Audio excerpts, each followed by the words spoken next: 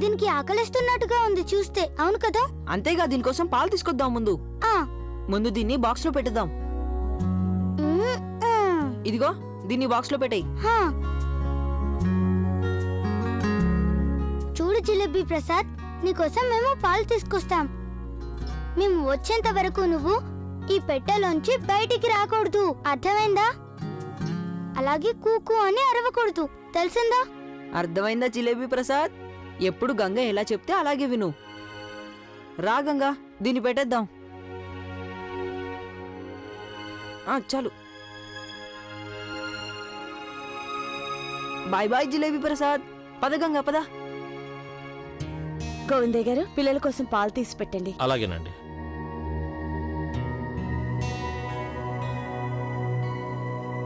అరే మెల్లిగా గంగా, పడిపోతావు నువ్వు. అరే అరే ఏంటే పిల్ల, పొద్దున్నేమో నువ్వు కాలు చాలా నొప్పిగా ఉందన్నావు, ఇప్పుడలా గంతులేస్తున్నావేంటి? గంగా, నీ కాలికి నొప్పుందా? ఇప్పుడు తగ్గిపోయింది కదా, అందుకే గెంతులేస్తున్నాను. అది కాదు గంగా, నీ అరే లేపనని రాసుకున్నాను, అందుకే తగ్గిపోయింది అమ్మగారు. ఇది చూడండి. సరే సరే, తగ్గిపోయిందిగా. నానమ్మ, నా ప్రసాదం ఏది? ఇదే ఇదే ఇదే ఇదే ఇదే ఇదే ఇదేనే నేను నీకు నేర్పించింది.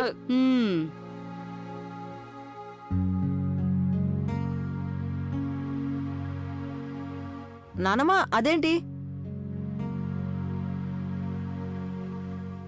జిలేబీ.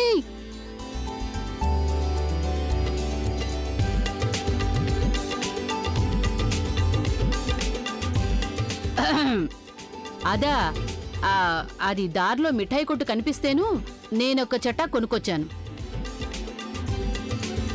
నానమ్మ, గంగకి జిలేబీ అంటే చాలా ఇష్టం, అవునా గంగా?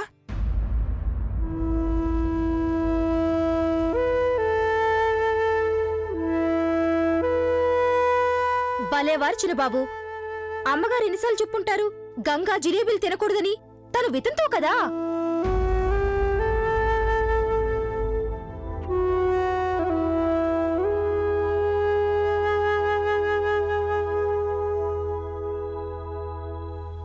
నాణ్యమైన బంగారం లాంటి మనసు కనుక నేను కోరుకునేది ఒక్కటే.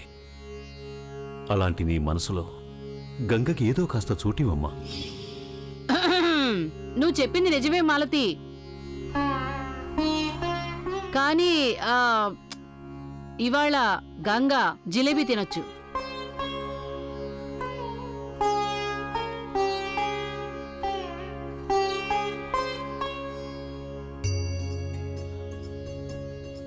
నిజమా నానమ్మా? గంగ జిలేబీ తినొచ్చా?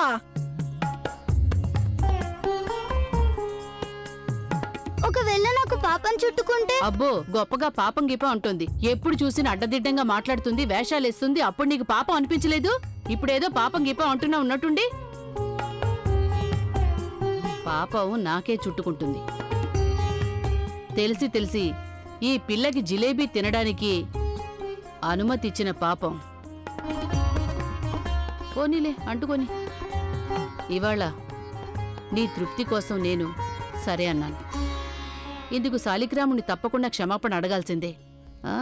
అలాగే అడుక్కుంటాను. థ్యాంక్ యూ నానమ్మా, థ్యాంక్ యూ వెరీ మచ్. నువ్వు చాలా మంచిదానివి నానమ్మా. మీ మనసు చాలా మంచిది అమ్మగారు. సరే, చక్కగా పంచుకుని తినండి. అరే కారిపోతుంది, జాగ్రత్తగా, నెమ్మదిగా. అరే ఇక పదగంగా.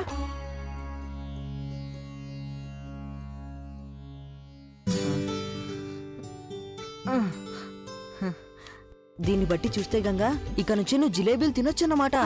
ఇక దొంగతనంగా తినాల్సిన అవసరం ఉండదు.